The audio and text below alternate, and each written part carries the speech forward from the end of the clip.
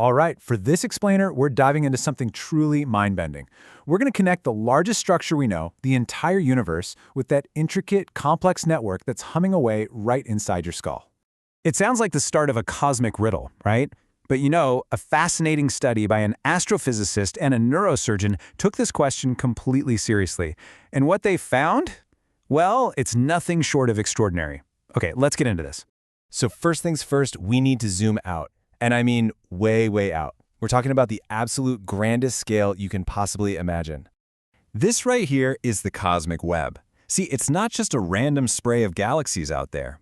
It's an organized, interconnected structure. Think of it like the skeleton of the universe, with these long, thin filaments of matter stretching for billions of light years, linking up massive hubs of galaxies. It is, quite literally, the biggest thing we know of. This simulation gives us a pretty stunning glimpse of it.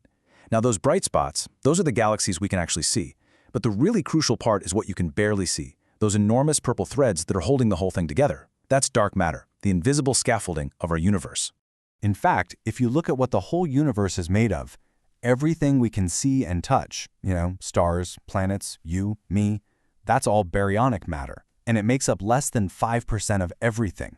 The vast majority is dark matter, and the even weirder, dark energy. Just keep that number in your head for a minute.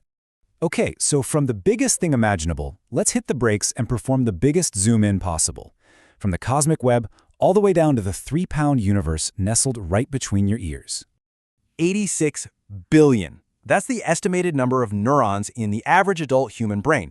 86 billion. Tiny little processing nodes. I mean, it's a number that's almost impossible to really wrap your head around. And here's the thing. Just like that cosmic web, these neurons aren't just a big, messy pile. Oh no, they're organized in this unbelievably complex, layered network.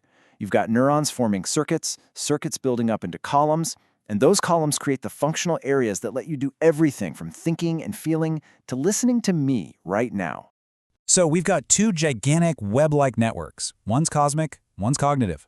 But how similar are they really? Okay, brace yourself, because this is where things get wild.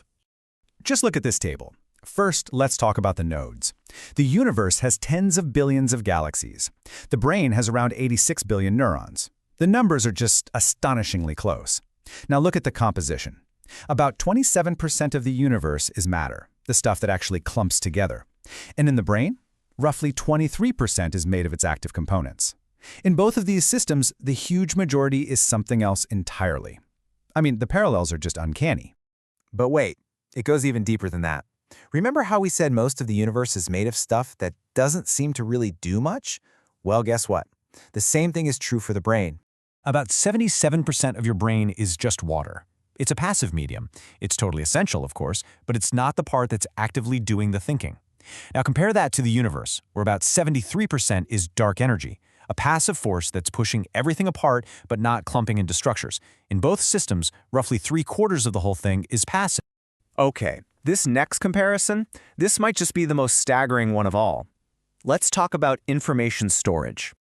So, recent estimates suggest the memory capacity of the human brain is somewhere around 2.5 petabytes. That is equivalent to about 3 million hours of YouTube videos. It's a phenomenal, almost unbelievable amount of information. And here is the absolute kicker.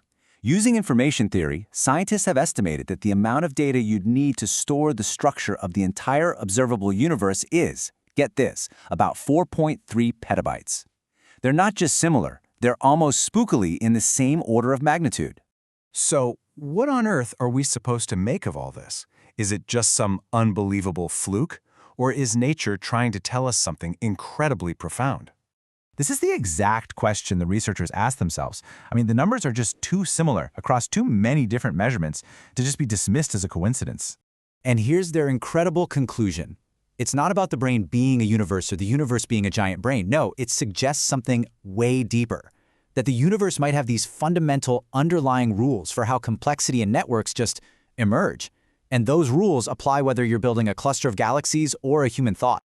This whole line of thinking just opens up some amazing new possibilities for how we understand the world around us and the world inside us. So here's the crucial point. The physical forces are completely different, right? You've got gravity on one side and electrochemistry on the other. But the principles of how these networks work, how the nodes connect, how information flows, how the whole structure grows, that might just be universal. The same math could potentially describe both. And this idea that the same basic rules can apply at wildly different scales is pushing science in all kinds of new directions.